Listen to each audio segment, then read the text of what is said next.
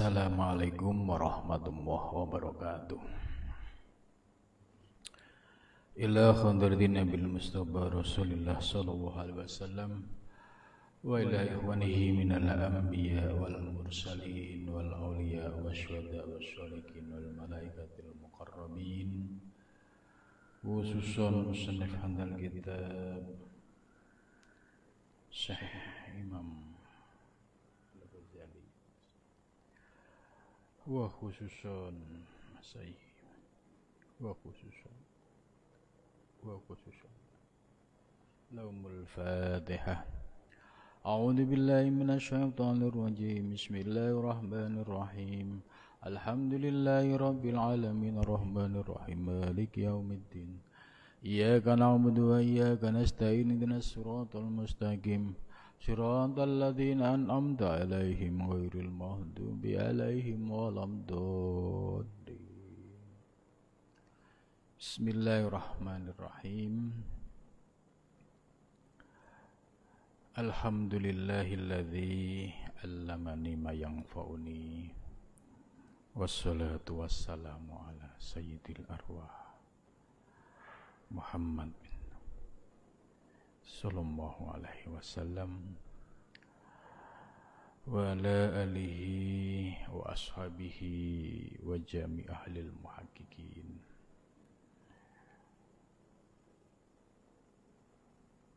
Amma ba'du. Subhanaka la ilma lana illa ma 'allamtana innaka antal alimul hakim. La haula wala quwata illa billahil aliyyil azim.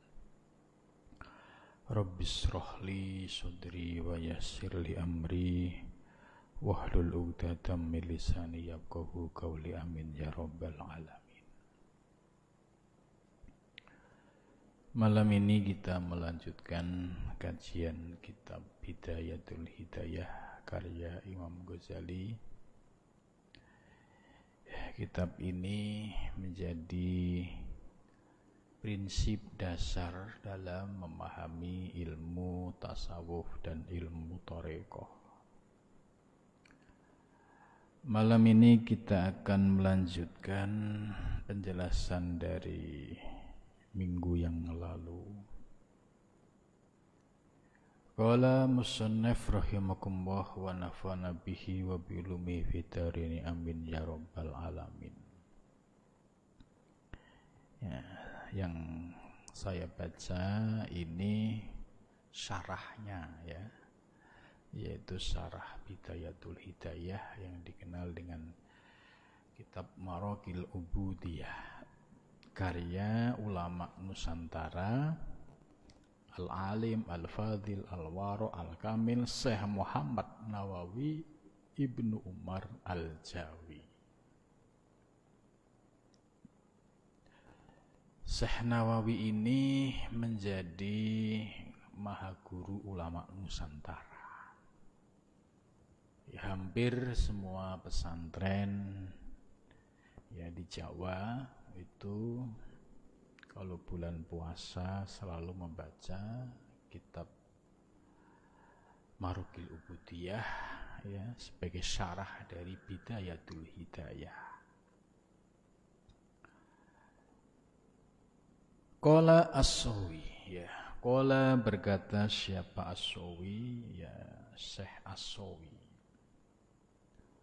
Lanjutan dari penjelasan syariat, thariqah dan hakikat. Wasyari'atu hiyal ahkam. Wasyari'atu dan bermula syariat, ia itu bermula syariat, al-ahkamu yaitu beberapa hukum,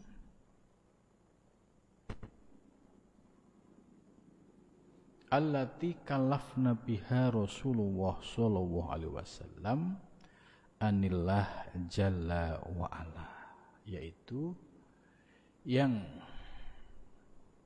sumbernya dibawa oleh Nabi dan menjadi tuntunan kepada kita sebagai umat Islam.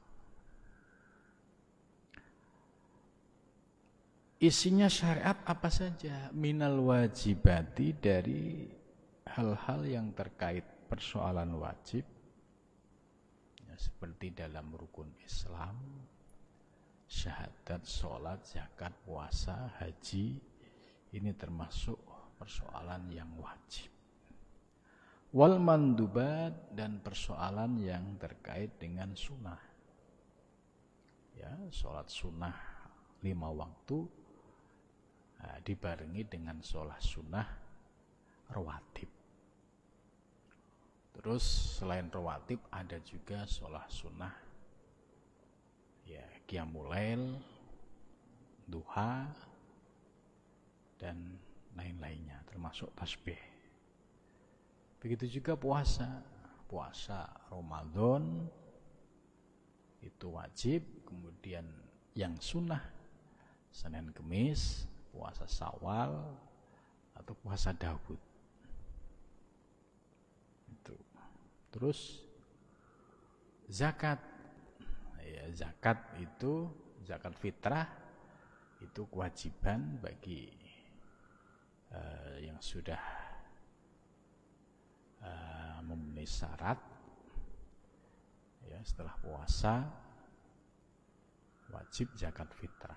Kemudian zakat mal, ya, bagi orang yang memiliki kemampuan dan memenuhi kriteria syarat-syaratnya. Ada yang sunnah, yaitu infak. Infak itu ibaratnya sunnah. Infak itu bisa kapan saja, ya, dan bisa nilainya ya terserah sesuai dengan kemampuan. Kalau zakat ada ukurannya, tapi kalau infak itu tidak ada ketentuannya. Ini ibarat sunnah, diberikan kebebasan bagi orang yang mau infak. Begitu juga haji sebagai sebuah ibadah haji yang termasuk rukun, dengan catatan manistato'a ilaihi sabila, yaitu memiliki kemampuan untuk menuju Baitullah. Artinya kondisi keamanan, ya, sosial politik harus mendukung, dan juga kondisi kesehatan. Nah, ini seperti tahun sekarang haji termasuk ditiadakan untuk warga yang dari luar negeri selain Arab, karena ada alasan, yaitu hifdun nafsi. Itu yang disebut syariat. Jadi meliputi hal yang wajib, yang sunnah, wal muharramat, dan hal-hal yang diharamkan, ya, termasuk judi, zina, kemudian minum-minuman, itu bagian-bagian dari yang diharamkan. Wal makruhat, dan hal-hal yang makruh. Oh ya, makruh itu sesuatu yang lebih baik ditinggalkan daripada dilaksanakan, ya, seperti orang makan petai itu hukumnya bisa makruh. Orang merokok itu hukumnya ya bisa makruh, bisa haram, ya. Gitu. Kemudian wal jaizat, dan hal-hal yang diperbolehkan.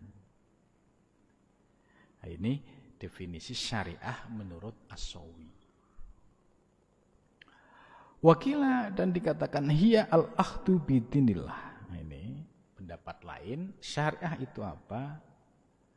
Syariah yaitu al-akhdu bidinillah, berpijak pada agama Allah, atau mengambil agama Allah, atau berpijak pada agama Allah.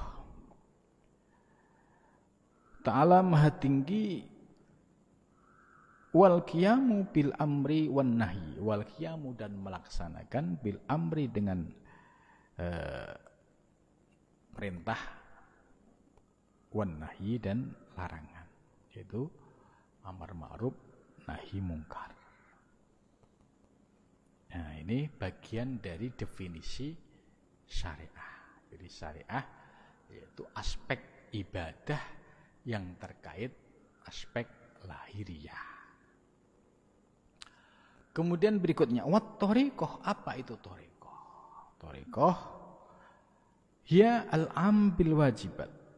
Thariqah yaitu al-amalu, melaksanakan bil wajibati, dengan hal-hal yang wajib, wal mandubat, hal-hal yang sunnah, wat tarku, dan meninggalkan lil manhiyati, kepada hal-hal yang dilarang. Ini. Jadi thariqah itu praktis, ya, yaitu pengamalan hal-hal yang diwajibkan oleh Allah dan yang sunnah, serta meninggalkan hal-hal yang dilarang. Kalau kita sudah melaksanakan ini menjadi bagian dari praktek. Ini namanya thariqah. Ya, jadi ada makna thariqah yang secara terminologi istilahi, yaitu thariqah yang disebut dengan thariqah mu'tabarah. Ada juga thariqah yang disebut secara lughatan, bahasa, yaitu sebagai praktek mengamalkan, termasuk mengamalkan hal-hal yang wajib dan sunnah, itu sudah menjadi bagian dari thariqah. Tapi dipahami tadi, ya, ada definisi thariqah secara istilahi, ada definisi thariqah secara lughatan, bahasa. Kalau thariqah secara lughah bahasa, yaitu ya pengamalan dari apa yang diwajibkan oleh Allah dan hal-hal yang sunnah, dan menjauhi larangannya. Ini sudah menjadi bagian dari thariqah, tapi itu thariqah dalam pengertian lughatan, bahasa. Nah, bagaimana kalau pengertian thariqah istilahian, ya, secara istilahi, yaitu baiat kepada seorang guru mursyid yang memiliki, ya, sanad muttasil, ya, memperoleh ijazah dari gurunya, gurunya dari gurunya, gurunya dari gurunya, yang terus menyambung, ya, namanya muttasil itu guru bertemu guru secara jasmani, nyambung secara terus menerus sampai ketemu kepada Sayyidina Ali hingga Rasulullah. Nah, ini thariqahnya, ya, disebut thariqah Qadiriyah. Silsilahnya ke sana. Tapi kalau thariqah yang merujuknya kepada Sayyidina Abu Bakar As-Siddiq, itu thariqahnya disebut thariqah Naqsabandiyah. Ada juga disebut, ya, thariqah, ya, Siddiqiyah. Dan juga ini menjadi dua sumber, ya, munculnya varian-varian thariqah yang lain. Itu. Nah, jadi harus dipahami kalau thariqah di sini definisinya adalah melaksanakan al-amal bil wajibat wal mandubat.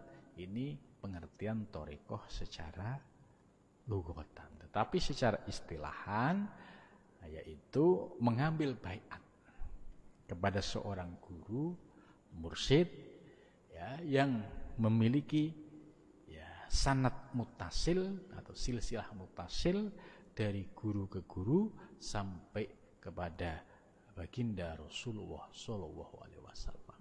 Nah, di sini ada dua aspek yang diperlukan dari seorang guru mursyid yang muttasil tadi. Pertama apa? Pertama yaitu bimbingan terkait praktek syariah. Jadi praktek terkait syariah yang dijelaskan secara lugawi tadi itu sudah menjadi bagian dalam perjalanan seorang salik yang menuju Allah. Di thariqah Qadiriyah, thariqah Naqsabandiyah, thariqah Satariyah, Torekoh Saziliyah, ya semua diajarkan Torekoh dari al-amal bil wajibat wal mandukat wa tarkul lil manhiyat. Jadi disiplin di dalam praktek syariatnya. Yang wajib ya dijalankan, yang sunnah juga dilaksanakan, yang dilarang dijauhi. Ini bekal dasar seorang salik dalam menuju Allah. Nah, kemudian selain diajarkan tertib di dalam syariat, ya juga diajarkan tentang ilmu-ilmu ketauhidan, ya, atau yang disebut ilmu-ilmu khusus, yaitu ilmu-ilmu tentang wujud, ilmu-ilmu tentang ketuhanan. Terkait dengan ilmu ketuhanan ini, ya hampir semua para ulama Torekoh tetap berpegang pada i'tiqad Asy'ariyah, yaitu basicnya pasti Asy'ariyah. Kemudian dari dasar Asy'ariyah, ya ditingkatkan kualitasnya mengikuti pemahaman ahlu kasfi. Ya, namun demikian dalam penafsirannya tetap dalam koridor ahlu sunnah wal jamaah, tetap menjaga sifat tanzih Allah, kemahasucian Allah, dan juga ya melihat ya tasbih makhluk ini sebagai tajallinya. Jadi makhluk tetap makhluk, tapi dipandang sebagai madhar atau tajalli al-haq. Nah, ini perbedaannya orang-orang ahlu kasfi yang basicnya mulai dari i'tiqad Asy'ariyah. Nah, bagaimana dengan orang yang tidak memiliki pemahaman dasar i'tiqad Asy'ariyah? Nah, ini sering menimbulkan masalah. Karena tidak ada basic akidah Asy'ariyah, pemahaman tentang sifat wajib 20 yang dibagi menjadi 4, yaitu nafsiyah, salbiyah, ma'ani, ma'nawiyah. Tidak memiliki pemahaman itu, tidak bisa memilah antara tanzih dan tasbih, masuk ilmu hakikat, akhirnya yang terjadi yaitu mencampur aduk antara yang tanzih dianggap tasbih, yang tasbih dianggap tanzih. Ini dampaknya kalau tidak didasari dengan i'tiqad Asy'ariyah. Maka kalau ada muncul pemahaman Allah adalah alam, alam adalah Allah, ini pasti bisa dilacak pemahamannya tidak didasari dengan akidah Asy'ariyah. Nah, itu sudah terjadi pada zaman ya Syekh Nuruddin Araniri di Aceh abad 17, dan juga ya di Nusantara abad 15-16 itu juga sudah terjadi pemahaman yang seperti itu, menganggap Allahu wal alam, alam wallah. Nah, ini yang oleh orang-orang ahli thariqah jalan dalam memahami ketuhanan tidak pakai cara yang itu. Mereka tertib ya di dalam i'tiqadnya, di dalam pengamalannya. Ya, sehingga tidak muncul kalimah-kalimah satohat.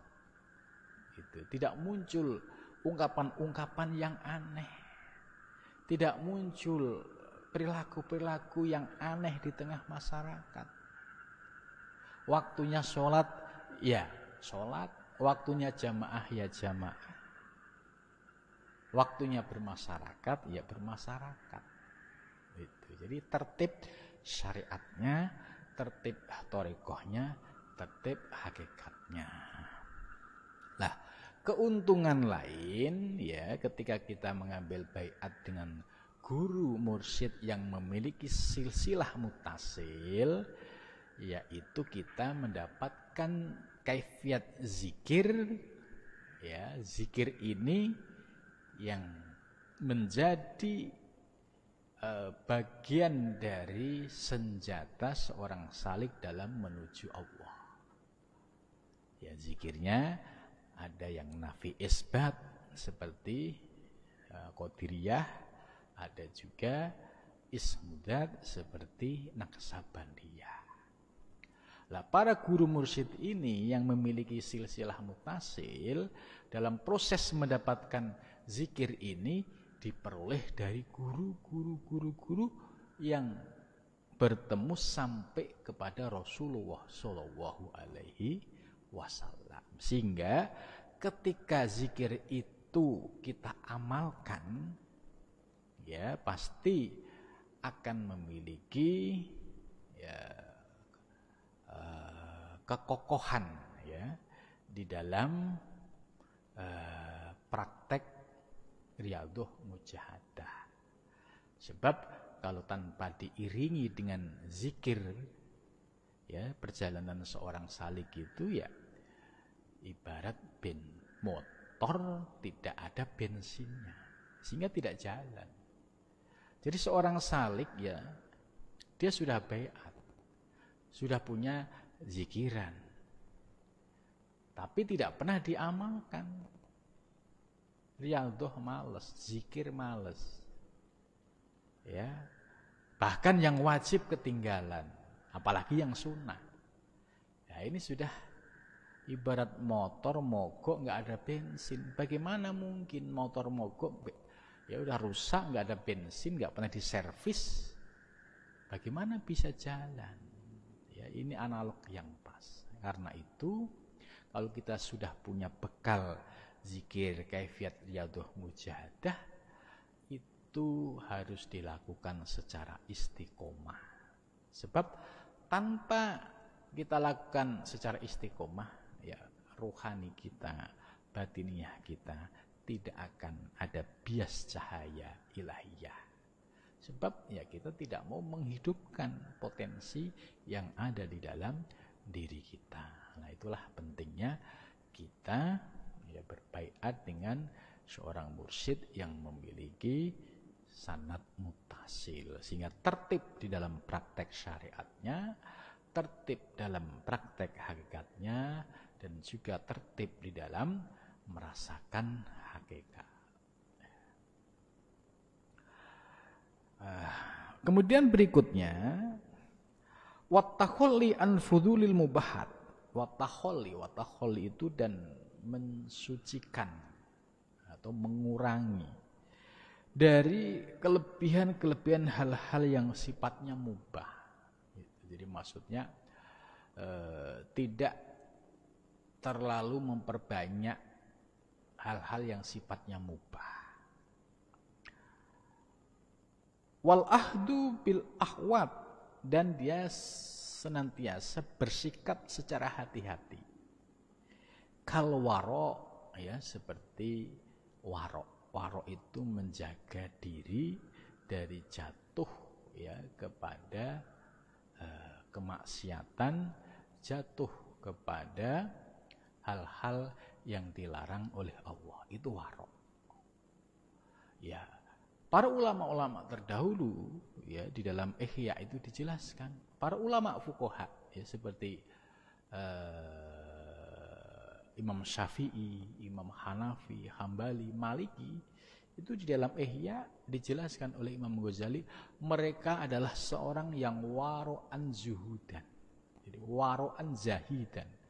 Waro' ya artinya orang yang sangat hati-hati ya. Kemudian zahidan, ya beliau senantiasa menjaga diri dari jatuh kepada barang yang syubhat atau barang yang haram. Nah ini proses perjalanan ya menjadi pribadi yang waro' zuhud ini juga harus muncul ya bagi seorang salik yang menuju Allah. Harus mulai hati-hati. Ini halal atau tidak. Ya, jangan sampai tadi hanya kemasukan ilmu hakikat, tapi ilmu lainnya tidak kemasukan. Akhirnya apa? Ah, ini kan milik Allah, sikat saja. Sudah tahu ini punya tetangga, tapi tetap diambil dengan dalih ini kan punya Allah hakikatnya. Nah, ini akibat pemahaman ilmu hakikat yang tidak dibarengi dengan disiplin ilmu lain, akhirnya ngaco prakteknya.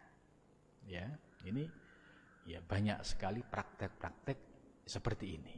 Gitu. Nah, kalau sudah kelibet ke praktek yang mulai nyimpang seperti itu susah ditarik kepada praktek yang lurus.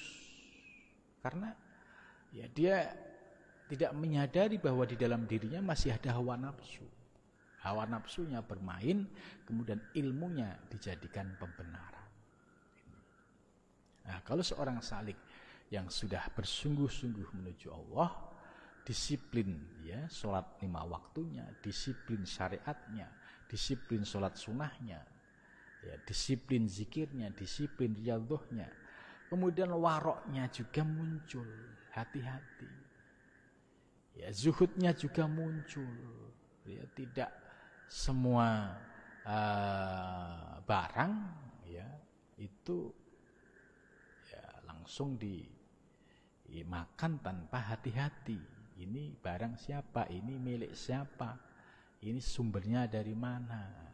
Ini kalau orang-orang yang zuhud dan warok itu sudah mulai preventif, mulai hati-hati. Dalam bisnis juga sama. Ya, oh ini ada barang syubhatnya, oh ini ada barang ribanya, sudah mulai dihindari. Gitu. Jadi proses ini sudah mulai dilakukan, sebab kalau tidak dilakukan sama saja mengotori batiniahnya. Wabir riyadhati, dan juga seorang salik itu harus melaksanakan riyadhah. Riyadhah itu usaha keras menundukkan hawa nafsu. Itu riyadhah. Riyadhah yang dicontohkan di sini min syahrin. Syahrin itu melek malam. Ya, mau dia berusaha melek di malam hari. Tapi meleknya melek yang positif. Melek sambil zikir, melek sambil baca buku, ya, melek ya sambil menghidupkan malam dengan munajat dan qiyamul lail. Ini termasuk syahrin. Bukan melek ya, yang penting melek akhirnya tiap malam nongkrong di kafe. Ya, melek sih melek. Cuma ada enggak manfaatnya itu bisa membersihkan hati.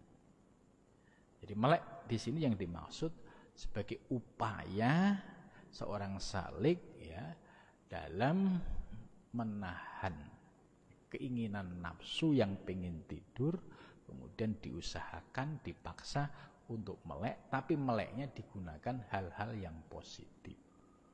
Ya, terutama dengan zikir atau qiyamul lail. Ya. Kalau melek hanya untuk gaple, main remi, yaitu ya melek, cuma bukan dari bagian dari riyadhah gitu. Wajuin, dan ju lapar. Ya, lapar ini juga harus dilakukan oleh seorang salik atau dengan riyadhah seperti Senin Kemis, Daud, atau puasa-puasa seperti ngerawat dan lain sebagainya. Ya, ngerawat itu bagian dari mujahadah atau riyadhah. Ya, sebab ngerawat itu sudah ngerawat itu juga enggak enteng. Ya, sebab kebiasaan kita kalau makan nasi, lauk itu hal yang biasa. Orang ngerawat itu enggak makan nasi. Apalagi ditambah enggak makan ikan laut. Enggak makan daging. Nah, ini lebih berat lagi. Sementara keinginan hawa nafsu kita kalau makan ya ada nasi, ada lauk gitu. Jadi ini juga bagian dari riyadhah. Maka para salik juga ada yang mempraktekkan bagian dari riyadhahnya itu dengan cara ngerawat tadi. Nah, kenapa ngerawat? Manfaatnya apa? Nah, manfaat daripada ngerawat itu yaitu mengurangi anasir-anasir atau unsur-unsur atau zat-zat yang masuk ke dalam perut kita. Kalau zat yang masuk unsurnya adalah daging, ya, kemudian ikan laut.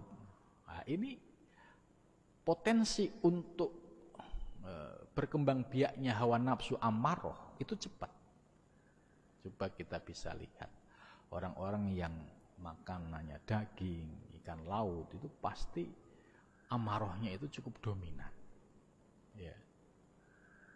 Nah, maka dengan dikurangi ini dengan sendirinya nanti akan merasakan faedahnya, akan merasakan dampaknya.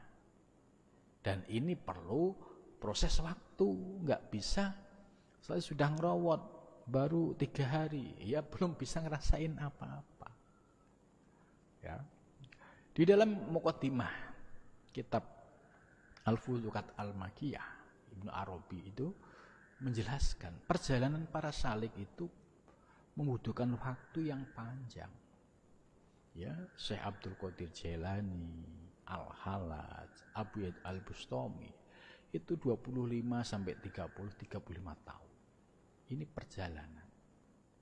Nah, itu artinya zikir baru 3 hari, 4 hari, ngerawat baru berapa hari.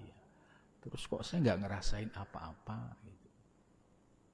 Ya kalau sudah bismillah melakukan riyadhah, ya lupakan tujuan-tujuannya, pasrahkan kepada Allah. Mudah-mudahan dari proses perjalanan ini kita mendapatkan bimbingan-bimbingan rohani, terutama dalam menundukkan hawa nafsu, khususnya nafsu ammarah dan nafsu lawamah. Wasumtin itu ya banyak diemnya, ya. Artinya tidak banyak bicara yang berlebihan. Ya, ada ulama sufi ya di daerah Banten ini praktek riyadhahnya itu cukup keras, ya. Saya pernah ya silaturahmi ya beberapa tahun yang lalu, udah lama ya. Itu melihat riyadhah murid-muridnya itu luar biasa. Ya, tidak boleh memakan makanan yang tidak berasal dari kebunnya kiai. Jadi apa yang ada di kebunnya kiai, ya dari situ. Itu dalam rangka untuk menjaga barang-barang yang masuk ke dalam perut itu supaya halalan thayyiban. Selain itu ya tadi menundukkan hawa nafsu. Ya bisa dibayangkan kalau kebunnya itu adanya hanya pisang, terus misalkan ditambah ketela dan lain sebagainya, ya udah jelas itu proses menundukkan hawa nafsu terasa banget itu. Jadi kalau saliknya itu paham ilmunya, oh iya saya sedang diarahkan untuk menundukkan hawa nafsu yang ada di dalam diri kita, maka bisa melewati tahapan-tahapan ini dengan baik, dengan sungguh-sungguh, karena tujuan gurunya jelas, yaitu supaya nafsu-nafsu yang mendominasi murid ini bisa ditundukkan. Caranya dengan seperti itu. Nah, saya pernah membawa peneliti dari Jepang ke sana, ya, dari Kyoto University. Nah, itu sangat takjub. Jadi ini riyadhahnya ekstrim. Jadi kalau murid yang nggak sungguh-sungguh pasti lewat. Gitu. Jadi nggak boleh makan makanan ya seperti yang dimasak seperti nasi, itu nggak diperbolehkan. Muridnya semua sumtin, jaga lesannya, aduh diem aja. Gitu. Jadi Kalau kita nggak memahami apa yang sedang dilakukan, kita bisa seudon. Ini orang kok nggak ada adabnya, nggak ada etikanya, ada tamu nggak diajak ngobrol. Gitu.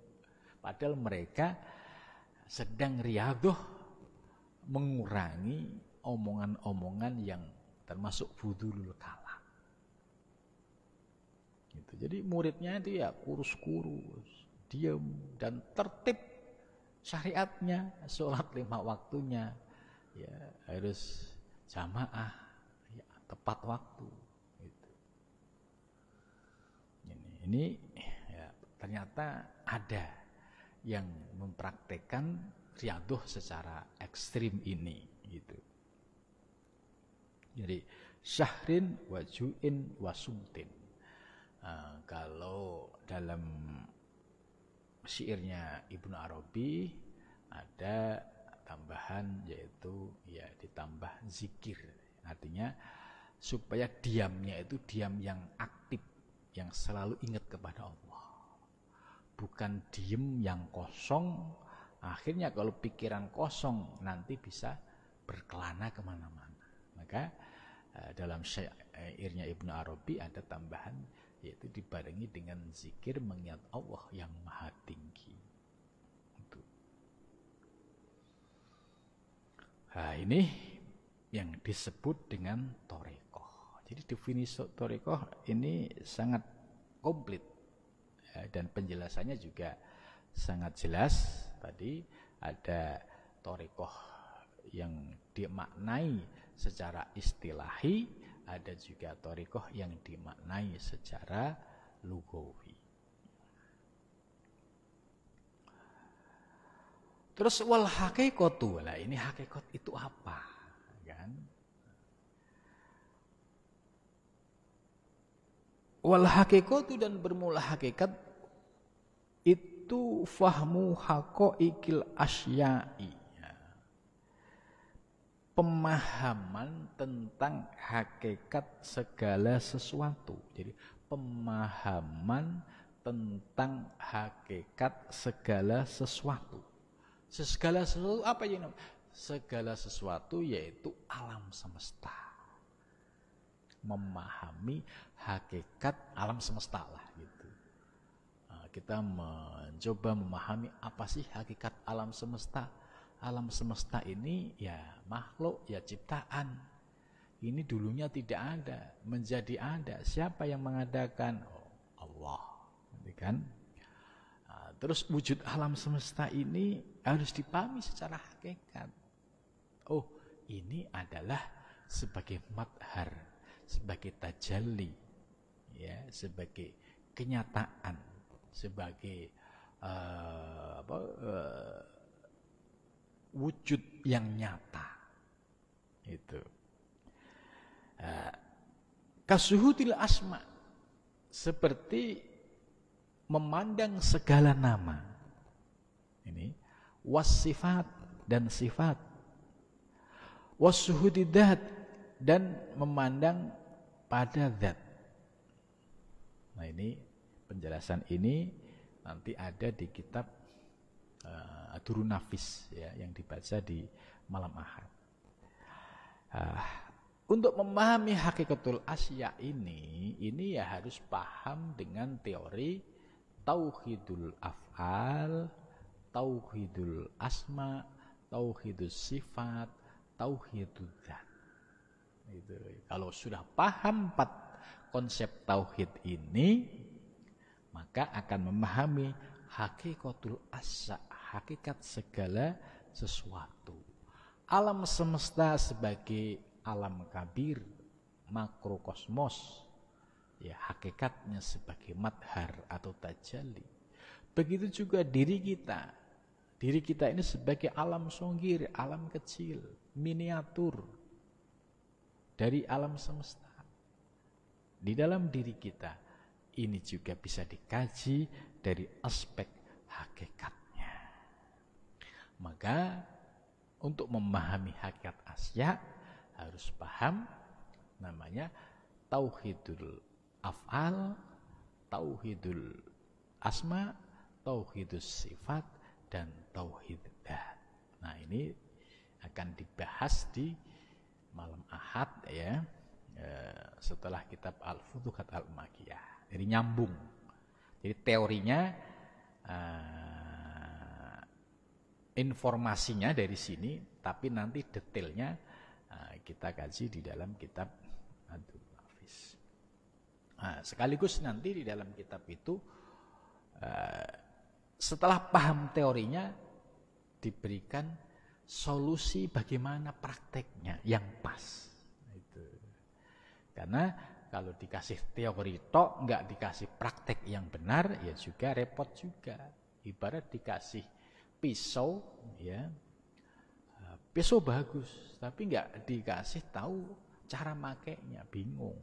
Itu sama kayak dikasih kendaraan yang bagus, tapi nggak bisa make. Gitu. Lah, di kitab Ad-Durrun Nafis itu secara detail dikasih teorinya, dikasih cara prakteknya. Kemudian selanjutnya wa asraril Quran, dan memahami rahasia-rahasia Al-Quran. Nah, kita sudah memahami tafsir Al-Quran, yaitu yang disebut tafsir Al-Jailani karya Syekh Abdul Qadir Al-Jailani. Tafsir ini isinya membahas tentang asrar Al-Quran, rahasia batiniah Al-Quran. Ini juga bisa diikutin pengajiannya di malam Jumat. Ini khusus mengkaji kitab tafsir Al-Jailani yang membahas tentang makna dan asrar Al-Quran. Kemudian berikutnya wa asrarul man'i, dan memahami rahasia-rahasia larangan, wal ulumin al-ghaibiyah, dan memahami ilmu-ilmu gaib. Ya, ini terkait martabat 7, ini juga masuk dalam pembahasan ini. Allati la taktashibu, yang tidak dicari min muallimin, dari seorang guru. Itu. Jadi maksudnya seorang salik yang riyadhah mujahadahnya sungguh-sungguh, kemudian memahami teori tentang ilmu hakikat, dari teori paham, kemudian dari prakteknya mengerti arahnya. Lah, ini kalau kita lakukan secara istiqomah, maka akan diberikan oleh Allah, yaitu asror Al-Quran, asror dari syariat, seperti larangan-larangan. Ini kenapa begini, ini kenapa begini. Itu akan dibukakan oleh Allah tentang rahasia-rahasia. Itulah, rahasia ini tidak diperoleh melalui penjelasan dalam sebuah buku atau penjelasan guru, tapi hasil renungan. Ya, ketika dia istiqomah di dalam riyadhah mujahadah. Jadi renungan-renungan batiniah itu akan muncul. Asrar uluhiyah itu akan muncul kalau kita istiqomah di dalam riyadhah mujahadah. Kalau kita tidak melakukan tahapan itu, ya sulit untuk bisa merasakan apa yang disampaikan oleh mu'alif ini. Ya. Wa inna tafhamu anillah. Akan tetapi kita akan diberikan pemahaman oleh Allah, ya, karena ini menjadi ilmu-ilmu asrar, ya, kama qala ta'ala, sebagaimana firman Allah Ta'ala, in tattaqwa yaj'al lakum furqanan, in tattaqu, jika kamu bertakwa Allah pada Allah, yaj'al, maka menjadikan lakum bagimu furqanan, sebagai pembeda ai fahman fi qulubikum, yaitu diberikan pencerahan di dalam ruhaniyahmu. Ini makna dari furqanan ai fahman fi qulubikum ta'khudunahu, yang kamu ambil an rabbikum, dari Tuhanmu, min ghairi muallimin, tanpa melalui penjelasan seorang guru. Jadi para salik yang sungguh-sungguh itu sangat potensi sekali, ya, mendapatkan pencerahan-pencerahan rohani yang sumbernya dari Allah. Tapi ya itu tadi dengan catatan istiqomah riyadhahnya, istiqomah zikirnya. Kalau ini tidak dilaksanakan, ya mimpi. Kok saya nggak dapat apa-apa, nggak dapat pengalaman apa-apa. Lah bagaimana mau mendapat pengalaman apa-apa? Wong riyadhah tidak pernah, zikir males-malesan itu. Jadi apa yang disampaikan oleh Syekh Nawawi dalam kitab ini sebagaimana yang dialami oleh para pengamal tasawuf dan pengamal tarekah. Hampir dipastikan kalau dia istiqomah riyadhahnya membaca ini, itu pasti mengiyakan, mantuk-mantuk. Karena nyata apa yang disampaikan oleh Syekh Nawawi ini adalah empirik, nyata dialami oleh para salik. Kalau orang yang tidak pernah merasakan, ya sulit untuk bercerita. Wa qala ta'ala, dan berfirman siapa Allah Ta'ala, ini dasar lain. Wattaqullah, dan takwalah Allah pada Allah. Wa yu'allimukum, dan Allah akan mengajari, wa yu'allimukum, dan mengajarimu siapa Allah. Ai bi ghairi wasitatin. Jadi kalau kita takwa kepada Allah, takwai dalam pengertian itu untuk pengertian yang lebih khusus, takwa ya untuk meraih ridho Allah, takwa untuk meraih ma'rifatullah yang harus melalui sebuah proses riyadhah mujahadah. Kalau ketakwaan ini dilaksanakan, maka janjinya Allah akan memberikan pengetahuan-pengetahuan bi ghairi wasitatin mu'allimin, tanpa melalui perantara seorang guru. Jadi ini kembali kepada murid. Murid sudah dikasih gaman, sudah dikasih pisau, tinggal mau nggak ngasah pisaunya, mau nggak belajar cara makainya. Gitu. Kalau tidak, salah make bisa menghantam dirinya sendiri. Ya sama, ilmu, zikir sudah dikasih, semua dikasih, nggak pernah diamalin. Nah ini nanti bisa melukai dirinya sendiri. Kama qolal Imam Malik, sebagaimana dijelaskan siapa Imam Malik radhiyallahu anhu, man barang siapa amila yang mengamalkan, siapa man bima dengan sesuatu ulima yang telah diketahui. Jadi sapa wonge, siapa orangnya yang mengamalkan sesuatu yang telah diketahui, warasahu, maka Allah akan memberikan warisan atau anugerah ilma ma, mengetahui sesuatu, lam yang dia tidak tahu. Jadi Allah akan memberikan sesuatu pengetahuan yang dia tidak tahu, ya. Fa'afada bihadil kalimah, maka memberikan faidah dengan kalimat asy-syariah wa thariqah wal haqiqat. Fa asyara bi qaulihi, dengan memberikan isyarat dengan ucapannya, ilmun ila syariah wa bi qaulihi, jadi ilmunya itu ada pada syariat, amalun ila thariqah, prakteknya melalui thariqah, sedangkan ilmu laduni, ilmu yang warosah ilahiyah tadi, yaitu ilmu hakikat.